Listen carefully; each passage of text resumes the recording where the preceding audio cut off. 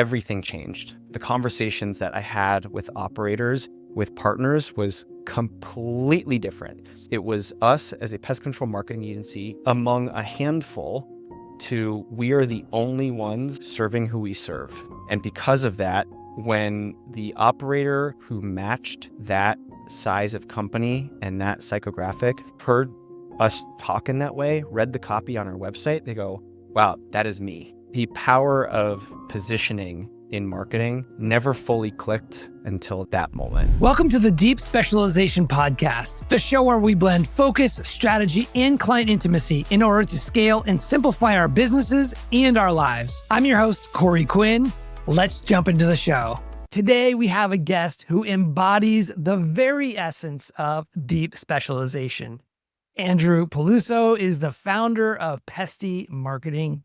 His agency focuses on helping pest control companies scale past the $1 million mark and achieve 30% or greater annual growth.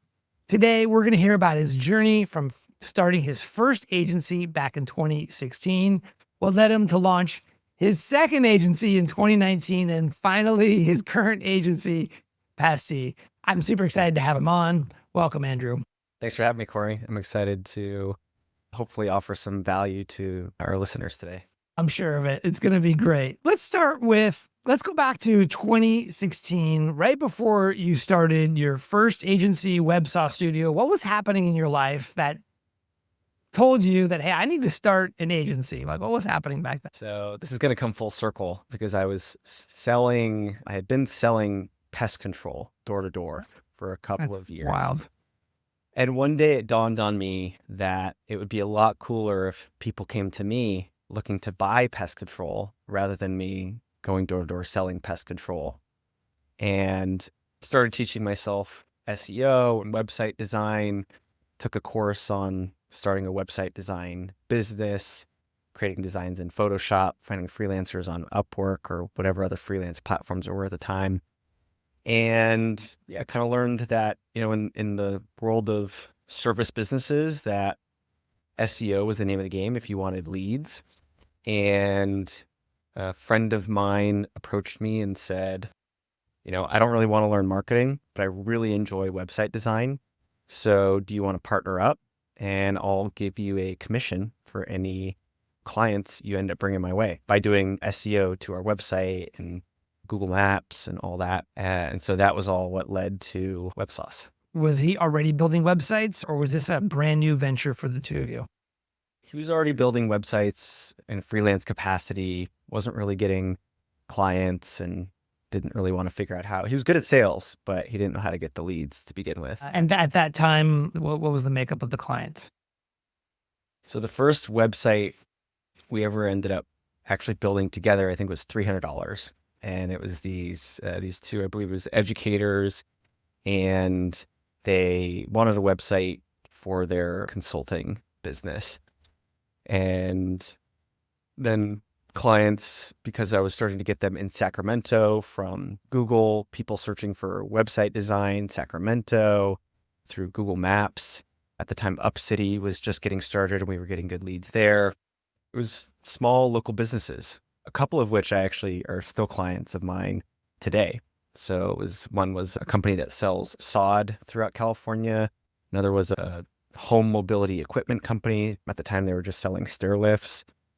And it was all over the map. And we were pretty much saying yes to whatever came our way.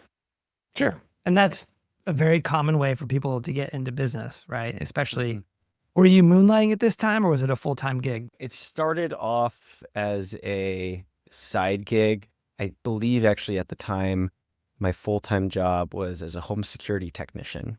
I was installing security systems, but the real job was sales. The installation part was easy, but you went in, with the goal to upsell those jobs.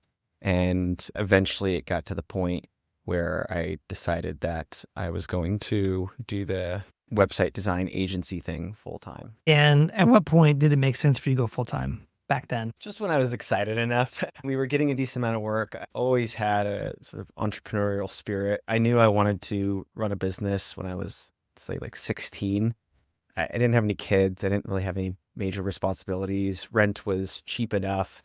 And so for me, it just came down to, do I have a couple months of savings and do I feel like I can jump into this and make it work? So fast forward 3 years, right before you launched your second agency, what was happening in the business that caused you to decide to part ways? My business partner and I, who at the time still is one of my best friends, the business was not going well. We were both feeling a lot of stress, unhappy with how the other person was handling certain things in the business. And we just weren't making money. We had been struggling for a couple of years, and I decided I wanted to take the business one direction. He wanted to take it another. So I bought him out of our marketing clients and walked away with the clients who wanted me to do their marketing. He walked away with a few design clients and the brand and the agency and all of that. And I went and started Bananas, and he kept going with WebSauce. Maybe 6 months later, WebSauce was acquired by a development agency, basically an acqui-hire, purchased the brand, purchased the funnel that we had going, and hired Adam as a partner in that agency. That's where he still is today, actually. Interesting. So he went basically in-house. Yes. Yeah. And so you mentioned, I'm thinking back at this time. So this is about 2016 to 2018. I joined Scorpion back in 2015. And so I remember decisions I made back then that I would probably make different decisions today. And I'm curious, you mentioned sounds like you guys were butting heads, wanting different things, a little bit of stress. What do you think was the cause? Looking back now, maybe there's some wisdom of time and experience that was causing that stress. I think that the cause of arguably most stress in anyone's life is just insecurity.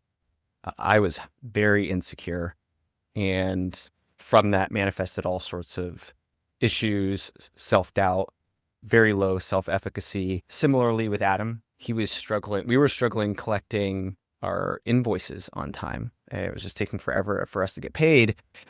And part of that was being insecure about asking for the money that we were owed, and being afraid to lose clients.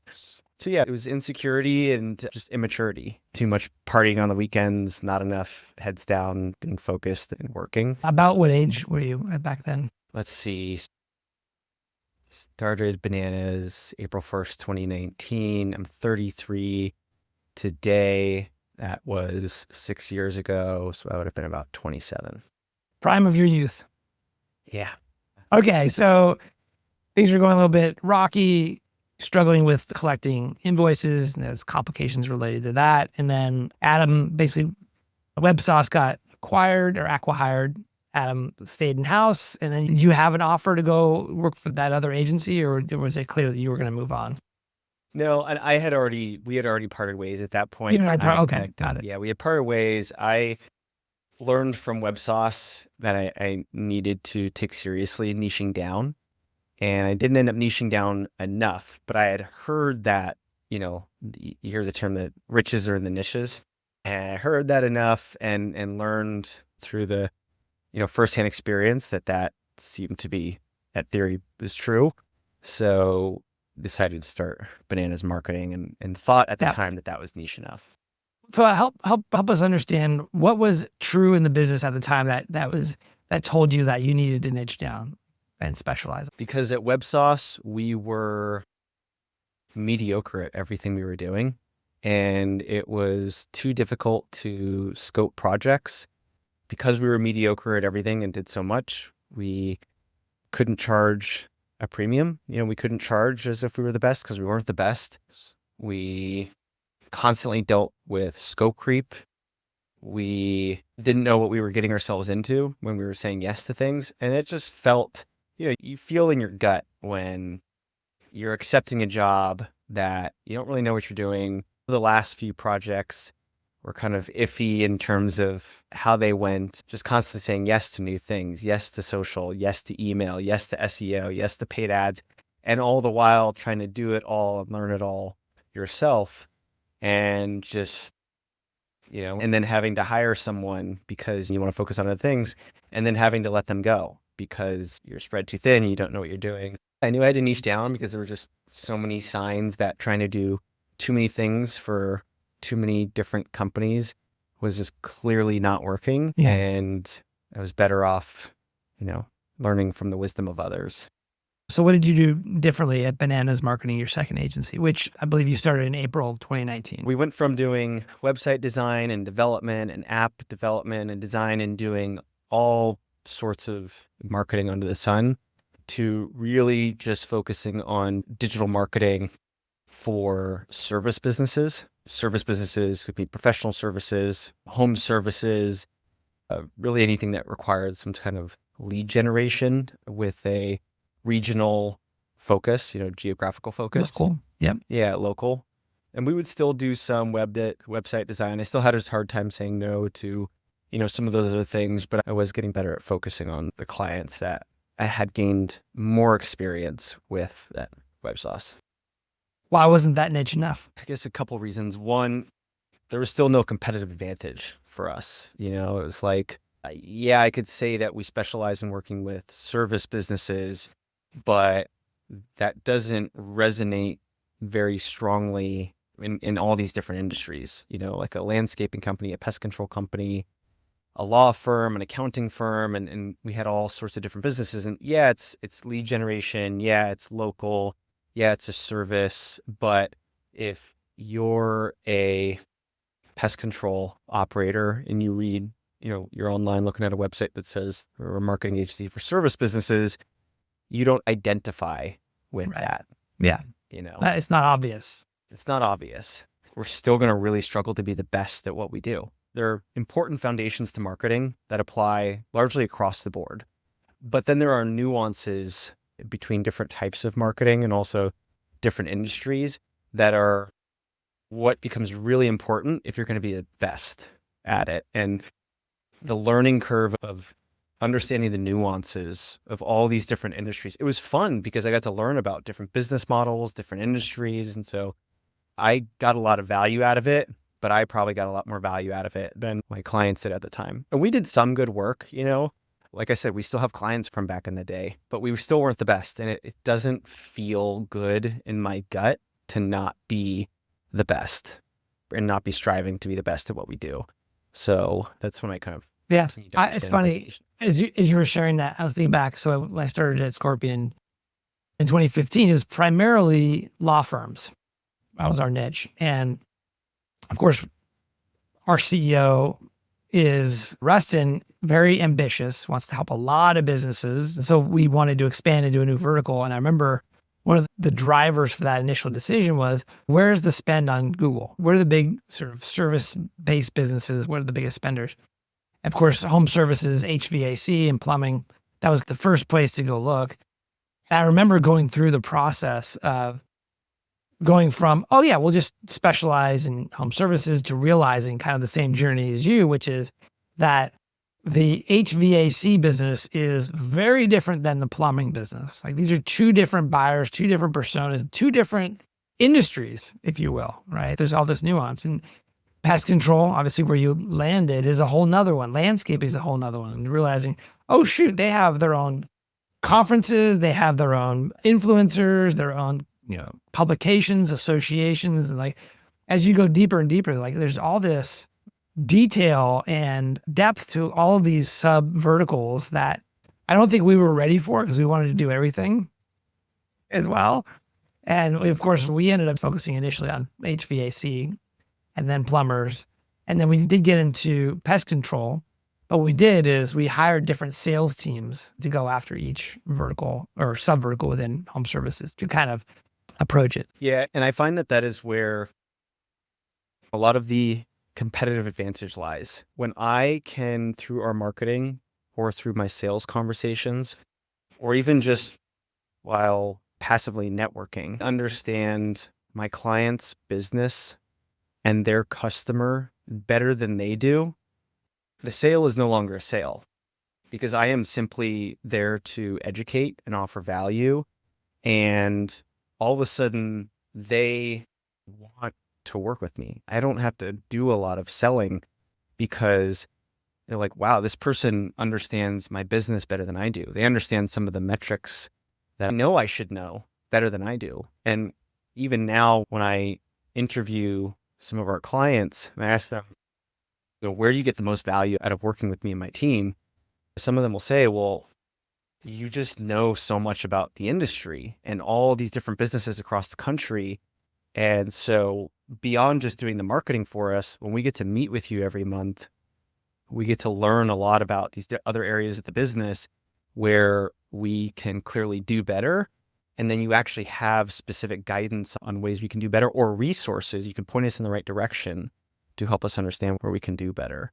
A lot of our clients just find a lot of value in that. But that's only possible because I've spent the last several years deeply understanding the business, listening to over 100 hours of podcasts and watching YouTube videos and reading research from an M&A firm in the space that talks about the pest control industry and the business, and being really curious about my clients and their business and how they operate and do things. So that depth of knowledge is where, in my experience, it just doesn't seem like our competitors can really keep up because we just know so much. And that really becomes a moat, because if you have competitors who say, yeah, we work with pest control businesses, they're not in a position to really understand the buyer or the nuance of the industry or the details that really matter to the pest control companies. That becomes your moat through specialization, right? Yep. It's almost like what you're doing, and others who've done similar things, is it's almost like you're leaving the internet marketing industry and you're actually joining the pest control industry. You become a part of their world. You understand, you go to their conferences, you understand their core challenges as an industry. And when you're able to not only understand them, but be a part of the solution, it's very powerful. 100%. 100%. Yeah. Obviously we see our competition in terms of marketing agencies, and Yeah. we know who they are because I ask, and I know who we compete with from a, paid and organic perspective, but we don't pay too much attention because we are doing things differently, and we're really focused on the specific industry that we're working in. And then it helps us put together marketing material and sales assets that are just highly valuable. Like I have a Google Doc that I have put together over the years called the Pest Control Business Playbook. And it's got all sorts of juicy notes and gold nuggets for the industry about what is it that an M&A firm looks for, or what is it that an acquirer such as Terminix, what do they look for when they're looking at a pest control business? What are those KPIs in different parts of the business, either from a growth perspective, from a route density perspective? And with that list of notes, when I share that with someone, I mean, they're just blown away because the amount of gold in that document is really valuable and important for prospects to understand. And so I love continuing to refine that document and update it. And I also really enjoy sharing it with pest control operators because it's so valuable. Well, you can imagine their experience when they're shopping for an agency and they talk to one agency who is providing effectively business consulting and expertise. And then they talk to another agency that's talking about, SEO and, how great their SEO tool is. It's two different worlds, effectively solving the same problem, but there's just so much more value built into the way you're approaching it. It's really cool. So when did Bananas Marketing become Pesty? Or are these two different businesses? How did that happen? Yeah, they're two different businesses.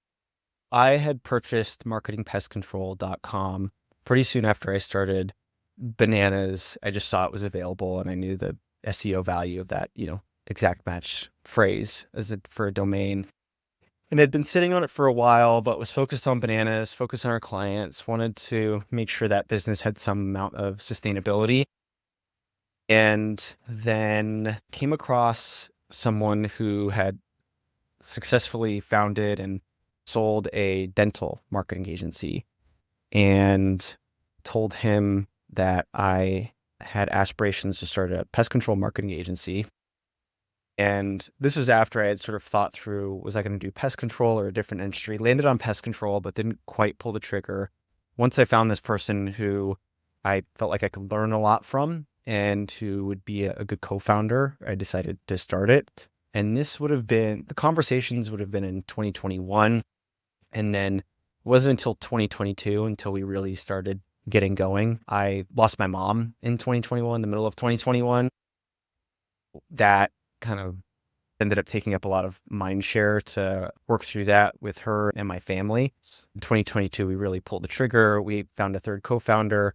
That first co-founder didn't end up working out, so he left the business. So it was early 2022 that we started moving forward with Pesty. The nice thing about starting a marketing agency and I guess owning the business was I was able to move back to be close to my mom and didn't have to ask anyone permission to do that. So I got to spend the last 6 months with her very intimately. It was very healing for both of us. So yeah. That's beautiful. So kind of shifting back to the business that you started in 2022, you decided to go down the road of bringing on partners versus employees. There's pros and cons on either side. I'm curious what your thought process was, given the fact that you'd already had a couple of agencies, you knew what it was like to run one, and you decided to partner instead of just hire as employees. Yeah, so the first person I decided to partner with, I wanted to work with him because he was just going to fast track my ability to get this thing off the ground and find success. And then the second co-founder eventually stepped back into an advisor role. He had significant amount of experience in startup world, VC world, and just had a lot on his plate and didn't want to go down the agency route in the capacity that anything above and beyond an advisor was going to entail.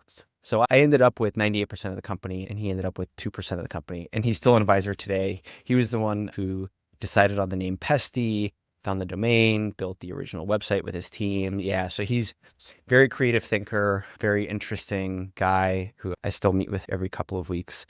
But yeah, even though I originally started with two partners who were kind of working in the business, I ended up with one advisor who was just there to consult. Yeah, that one just didn't work out. It was just, he wanted something very different than what we were wanting. And for equity, that didn't work for us. And so it just made sense at the time to part ways early.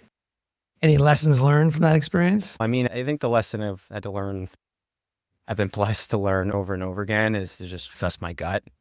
And I've gotten pretty darn good at that over the years.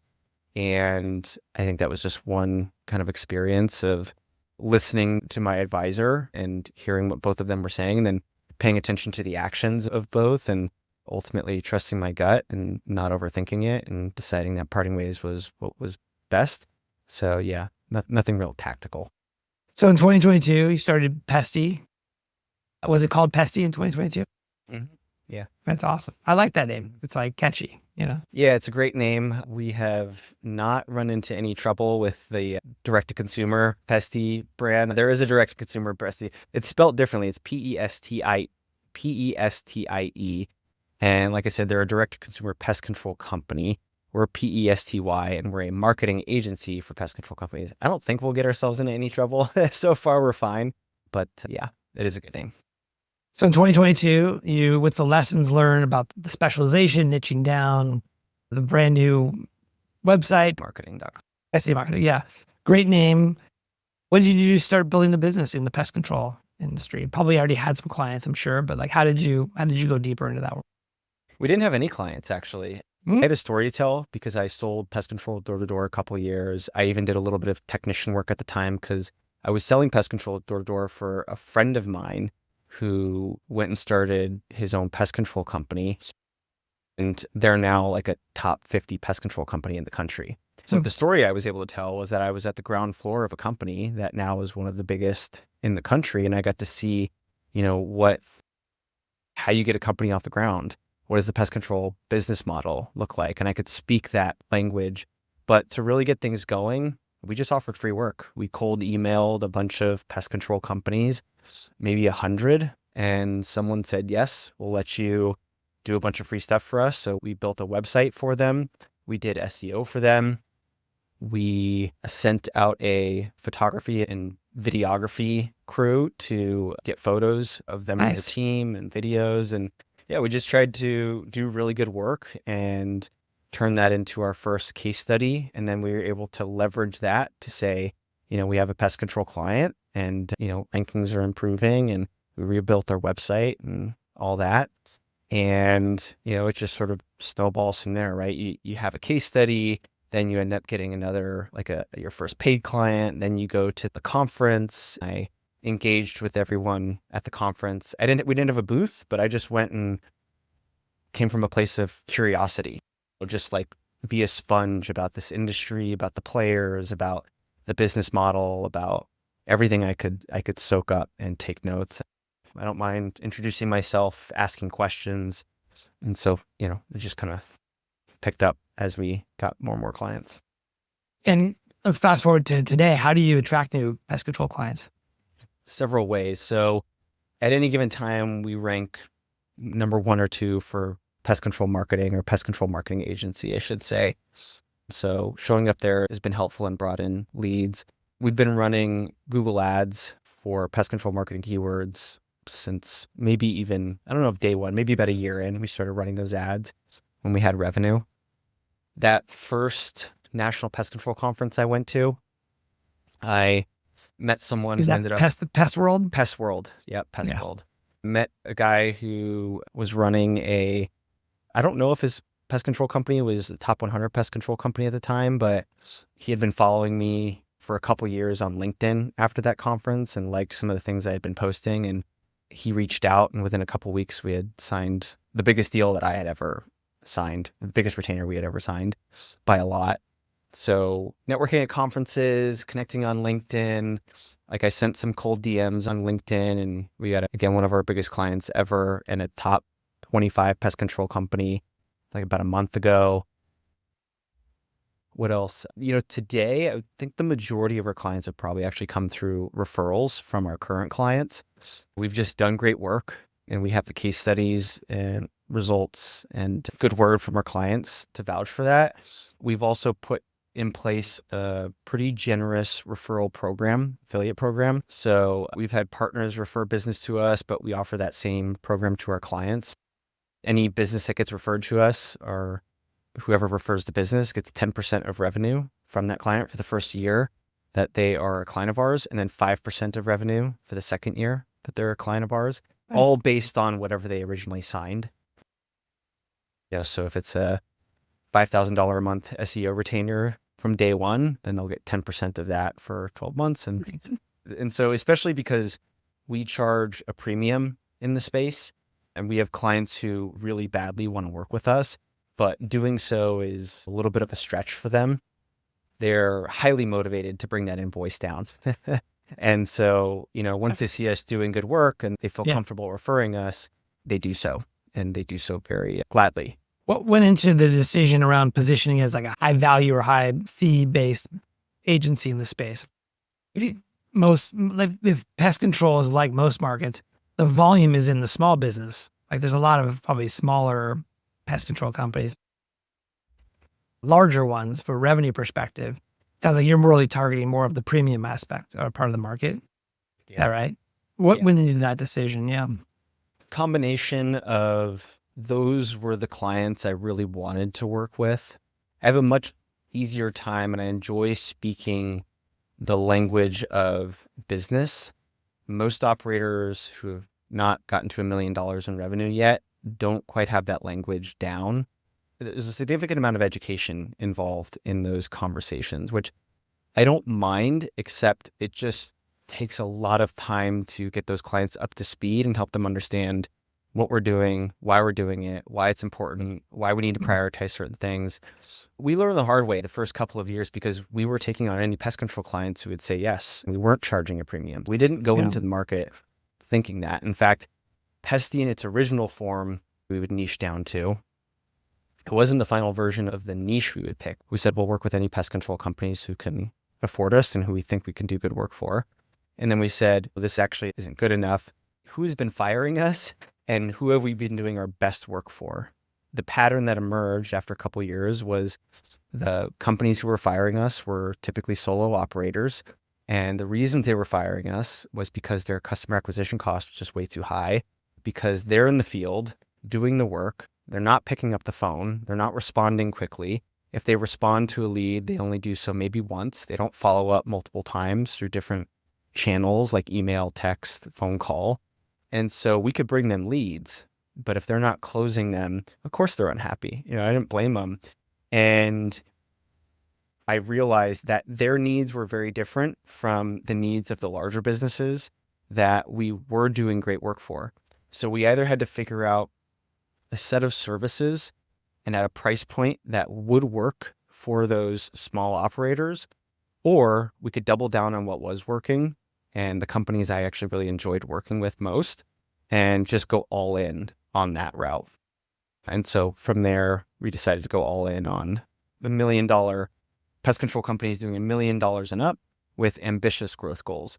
And so I was trying to tap into the demographic of the business, right? $1 million being a proxy for, do you have enough business sophistication? Do you know how to sell? Have you built a real business that is sustainable? Can you afford the level of resources that we want to put towards the marketing plan for you? I also tried to tap into a psychographic of operator, ambitious. Right. Not all operators in this space are ambitious. In fact, a lot of them are near retirement age and are comfortable. They've lost their ambition.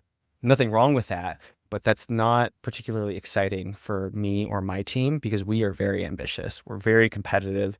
We like to move fast. We like to move aggressively. And so when we combined that $1 million and up mark with the psychographic of ambitious, that was the day that I think we found product market fit, because as I put that out there into the industry at conferences with partners, everything changed. The conversations that I had with operators, with partners, was completely different, because all of a sudden we went from, it was us as a pest control marketing agency among a handful to we are the only ones serving who we serve. And because of that, when the operator who matched that size of company and that psychographic heard us talk in that way, read the copy on our website, they go, wow, that is me. And so it was the first time I ever experienced someone going, that is me, and all of a sudden wanting to work with us in a way that I just never experienced before. The power of positioning in marketing never fully clicked until that moment and that experience. And I imagine that you had to go through a lot of the experiences leading up to that in order to be able to come to that realization, make those changes. Yeah, I suppose had to, only in the sense that my ego wouldn't allow me to listen to wiser people than I to get there quicker, right? Like, I don't think anyone listening to this podcast has to learn all of that the hard way, the way I did. And at the same time, they have to be ready to say no to a lot more work than they're saying yes to, and to double down on probably a total addressable market that they think is too small today. What would you do differently? And what would I do differently just in this whole journey? I mean, niching down as much as we have a lot sooner, I would do that a lot differently. I would delegate quicker. What pieces of the business would you delegate? All of the in the weeds sort of day-to-day execution, fulfillment stuff I would delegate. I'll share a quick story. So I went to business school here, and by far, it was here in LA, USC, and by far my favorite class was it's an entrepreneurial finance, or in business school we called it finance class. And it was by a teacher, Steve, who came from the entrepreneurial world and also the venture capital world. So it was a very intriguing class, but the reason why I loved it so much was because he had extremely high expectations for us and was expecting the best out of us, but a lot of work out of us. And I just responded so well to that. I was like one of the only two people who got an A in that class, because I loved the fact that I was being held to this very challenging standard that most people didn't feel the need to rise to. So Yeah, I get what you're saying. Yeah. and so it's pick up the pace, raise the standard, narrow the focus. And I think Frank Slootman put words to it, but after studying people like Elon Musk, Napoleon, Alexander the Great, Caesar, George Washington, you notice that pattern play out very similarly across just a lot of the greatest leaders in history. I had read Elon Musk's most recent biography at the same time. I read that. It would have been like beginning of last year. And I just decided to go all in on that. And what I found was that A players respond really well to that. People who are highly motivated, people who it's exciting for them to work at a company that has that kind of ambition and then executes on it. Today, I wouldn't define anyone like in terms of their identity as an A player or not, but if today you're not an A player, I don't think you respond well to those things, whether it's insecurity, right, low self-efficacy, whatever it is. But to me, those things are my responsibility today. And so I just really focus on communicating effectively so that I am not just challenging our team to do all those things, but then also rewarding them when they do those things and not punishing them if what they're attempting to do are those things. What's an example of how you can reward that type of behavior? Yeah. Just yesterday, I welcomed back our operations manager from being on maternity leave for a couple of months. And it was a meeting with her and one of our new account managers. The new account manager has been with us for about a month or so. Part of my introduction to my operations manager, I said, this is our new account manager, Mon. She has embodied these three things more than anyone else. And so I basically just gave her some kudos in front of our operations manager for doing those things, and she's made plenty of mistakes along the way, but that's been okay because she has gotten faster at her job. I can see every day that she is raising the standard for herself by trying to improve and not making the same mistakes twice. So I guess qualitatively, it's just giving a team member credit in front of other team members. Yeah, it's so good. It's like oxygen to team members when you can recognize the amazing work that they're doing publicly. It's really powerful. I would say that's probably the thing that I do. I try to do, like, if I'll give you another example, we had a team member in the Philippines who identified a area of our link building efforts that could be made more efficient through building software. He was teaching himself how to code. I didn't ask him to do this, but he built an internal tool for us to do link building with, and he presented it to his manager, our director of off-page SEO. And then they brought it to me and he showed it to me and I was like, this is amazing. Like, great work. Like, this is actually working. Have you guys tested this? And it wasn't quite ready to be used across all of our clients. And then I asked him how many hours he had spent working on it. And he said he estimated it probably took him like 30 hours. I said, cool, we'll add 40 hours to your next paycheck and, we'll make sure that you get paid for that time. It's not just pat on the back, good job, but it's like rewarding him financially for the work he had put in. I know that meant a lot to him. That's beautiful. Do you employ salespeople? I am still the salesperson. Have you ever thought about firing yourself from the sales role? I mean, yes, thought about it in the sense that, would it be a good idea for me to bring someone else in and teach them how to sell? No, in the sense that I enjoy sales. So it's not something that I enjoy sales in part because I learned so much, in part because I just enjoy talking to people, and also because I enjoy refining our sales presentation every time I get in front of a new prospect.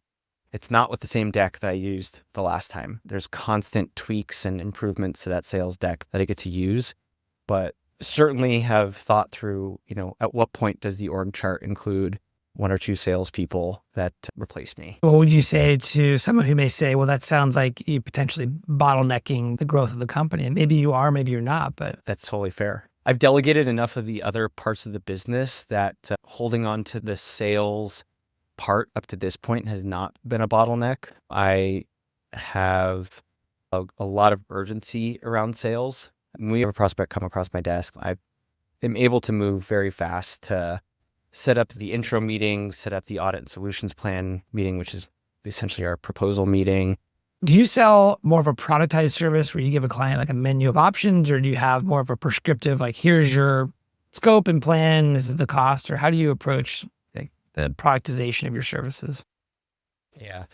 So internally, many of the things that we do are productized, but we're not selling it that way because we are working with companies that are a little bit larger and also like to feel larger.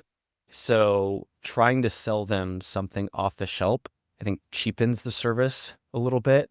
I have found that part of our sales process is about half this is how we do things and why it's important that they're done this way. Like, this is some of the secret sauce that you get when you work with us, and half an audit of their company, of their market, of their competitors. And it's a significant amount of education. Everything from some of the more obvious things, like doing a technical SEO audit of their website and looking at their keyword rankings compared to some of their competitors, looking at the number of backlinks they have versus their competitors to show what the gap is, to something that I think is much more non-obvious, but equally, if not more important, which is to manually put myself in the shoes of the consumer in their area and look at, what am I seeing in terms of positioning, messaging, copywriting, color on their website and in their marketing compared to everyone else they're up against. Because as a consumer, I'm not doing my research in a vacuum. I'm going to narrow down my search to, probably a few pest control companies in the area based on what I'm quickly finding online: reviews, ratings, ads, level of professionalism that is being conveyed through the website. And that kind of process typically highlights very blatant issues that the operator has just never put themselves in the shoes of the consumer before. But when you put their website and their marketing side by side with some of their other competitors, in particular the bigger ones that have a lot of brand awareness and inherent trust, like Workin and Terminix, they go, oh, yeah, I can see why someone would choose these other guys over us. Like, what we have going on does not represent us very well. So yeah, our proposal is a lot of education in addition to... It sounds very bespoke. Probably requires a bit of effort on you and the team to prepare for those type of discussions. Yeah, it absolutely does. And it's one of the things that sets us apart. And one of the things that our prospects who end up becoming clients tell us, like, you guys actually did research. You guys actually took a look at our marketing. It wasn't a canned pitch deck type of thing. It wasn't a canned pitch deck. And I've gotten my hands on proposals from a bunch of our competitors, and I've seen how canned they are. And frankly, I was quite proud when I was able to compare it to what we have going on and the level of the depth that we go with our proposals, because it makes a huge difference. Clients or prospects really feel that. And we've won business that will result in, 7 figures of customer lifetime value because of those proposals. What is your average deal size, like, as far as revenue goes? So I always look at it as ARR, just because another thing we do differently is we don't have clients sign a year-long agreement. They sign an initial 3-month agreement, and then it rolls in month to month, which I find works really well for us. But I think in terms of ARR, because I know the level of work that we provide, and I expect our clients to stick around with us on average for 5 years. We haven't been around long enough for me to really know how that plays out. But looking back, having run agencies, knowing how long a client sticks around when we do really great work for them, and they're the right fit for us, equally as important, they stick around for a long time, because finding a good marketing agency is really hard. Most clients who come to us, it's painful. They come to us frustrated, annoyed, skeptical. And so when they finally find us and they work with us and they get results and communication is strong and they're not locked into a contract, they just don't go anywhere else, when they refer a lot of business to us. So our average annual contract, is the way I look at it now, is $72,000. And the goal is to increase that to $100,000 over the next 3 years. Beautiful. I love that. Let's shift the conversation to AI. The agency space is one of those that stands to be somewhat disrupted by AI. So even though what we advertise online is that we're an SEO and PPC agency for ambitious pest control operators, when I actually meet with a prospect, I shift that language so that they don't look at us as just an SEO PPC agency. The term that I use is that we are a holistic search agency. Our goal is that when a prospect is looking for your services in your markets, they find you 3, 4, 5, 6 times. And I am agnostic to the platform that they use. Yes, today, the majority of our tactics and proven methods are optimized for Google or Bing search. I don't care where someone is searching. I don't care if it's ChatGPT, if it's AI. Our goal as the partner to these clients is to figure out how to get them in front of prospects who are doing the search through ChatGPT. In fact, we've spent the last 3 weeks putting together our own research, manually going to ChatGPT, logged in, logged out, and doing searches, long tail searches, shorter phrases in different markets with different clients to figure out which of our clients are performing well, which are not. What are the patterns emerging when it comes to the pest control companies that are ranking well, and then putting all that together in a report and then concluding what our strategies get to be moving forward. In fact, literally starting this week, I just gave my SEO manager the green light yesterday to start deploying some of the strategies that we think are going to work for our clients when it comes to these LLMs. So I'm excited about it because my experience, we tend to be ahead of the curve in our thinking about these things. And I think there's a massive alpha available to anyone who can figure this out early, because the shift to AI is very clear. I use ChatGPT more than I use Google. Everyone I know uses ChatGPT more than Google. I think depending on, what bubble you live in, that may or may not be true, but eventually everyone is going to come to that similar kind of conclusion in their own experience. So I'm excited because there's a famous F1 driver, Senna. I don't know if you know who that is. He says, you can't overtake 15 cars when it's sunny, but you can when it's raining. And I think the introduction of AI and ChatGPT in the agency world is a time when it feels like it's raining, which means it's an opportunity for you, if you're executing well, to leapfrog your competitors. And that is true for us, both as an agency and also for our clients who don't have an agency like us representing them and ensuring that they are doing everything they can to be ahead of what's available with AI. I love it. That's the amp it up, coming to life, right? Yeah. The philosophy, that approach. Beautiful. Yeah. What's your reaction to people like Zuckerberg saying that all meta ads will be fully automated by AI? And what does that mean for the future of agencies? I guess similar to what I just mentioned, I think my job, I don't think too much about the agency industry as a whole. I just look at what is my job as a leader of this company, the problems that we're trying to solve, and what are the needs of my clients. So my job as the leader of the company is to steer us through and pivot when necessary. Either way, the shift is not happening overnight. There is time to adapt. So the need for leads is not going away. And it's not like the demand for pest control is going to shrink. So I think it's just, again, I'm excited. When he says something like that, I guess I don't give it too much weight.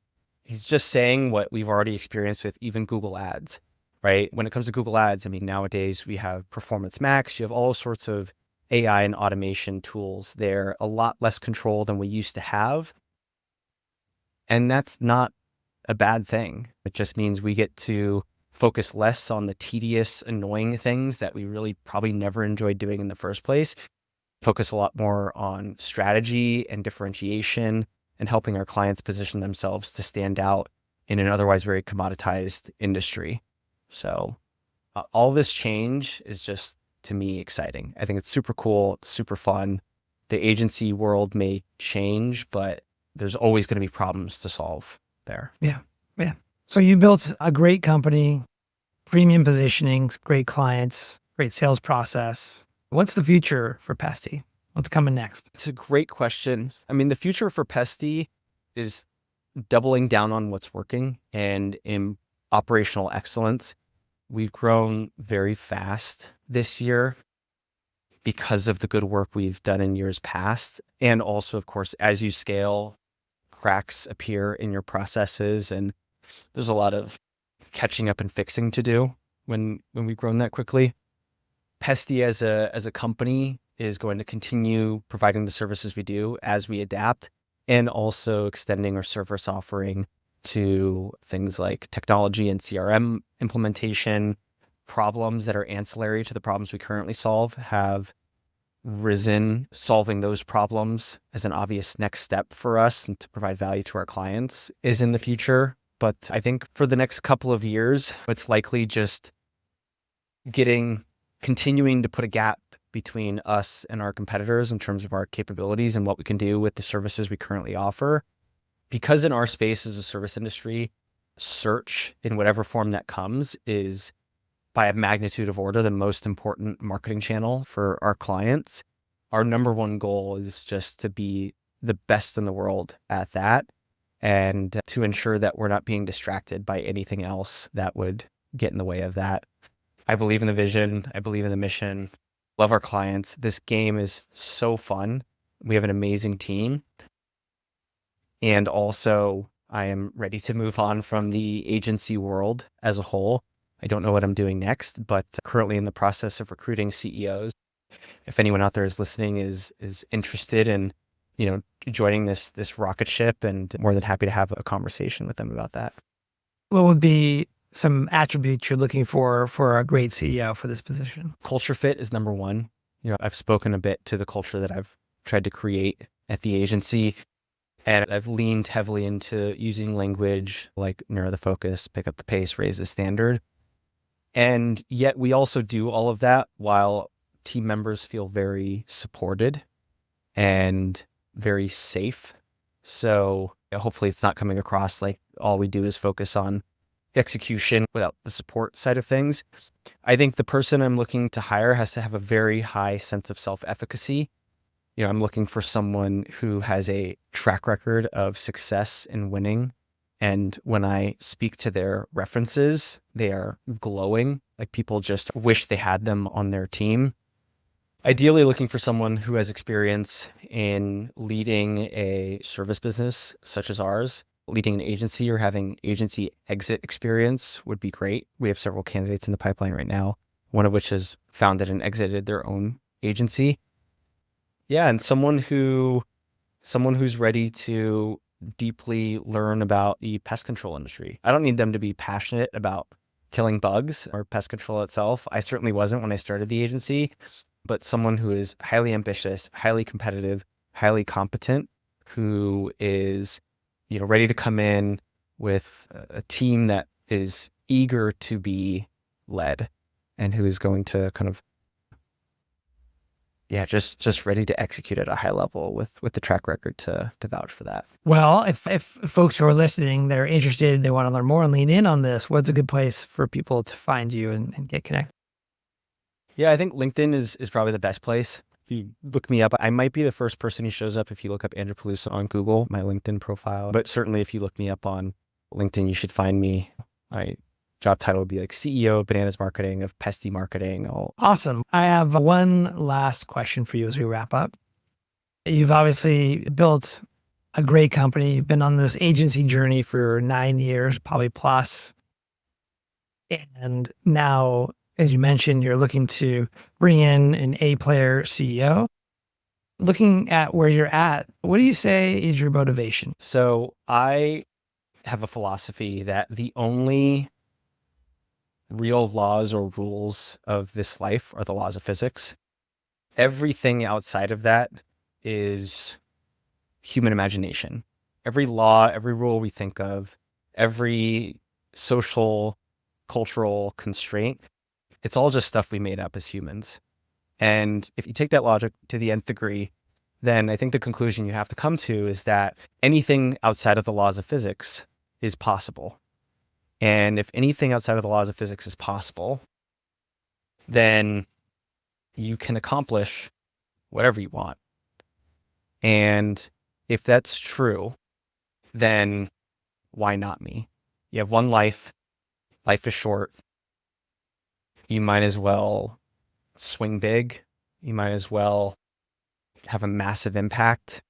You might as well have fun doing all of it. Like, what do you really have to lose by taking a big swing, by believing in yourself, by trying to make the biggest, most positive impact you can possibly have in the world? We all have the same 24 hours in the day, but it depends on how you choose to use them. The words you choose, the people you enroll, the ambitions that you have, just go for it. You really have nothing to lose. Beautiful, Andrew. Thank you so much for coming on the show, dropping all this great wisdom. I've learned a lot, and I'm sure the audience has as well. So Thank you. Yeah, thanks, Corey. I had a lot of fun. Thanks for tuning in to the Deep Specialization podcast. Are you ready to find out if your agency is built to scale? Take my free 5-minute agency growth score assessment at agencygrowthscore.com. That's agencygrowthscore.com, and get tailored insights across your positioning, marketing, and sales systems. Also, be sure to subscribe for more episodes that help you specialize and scale your sales with dream clients.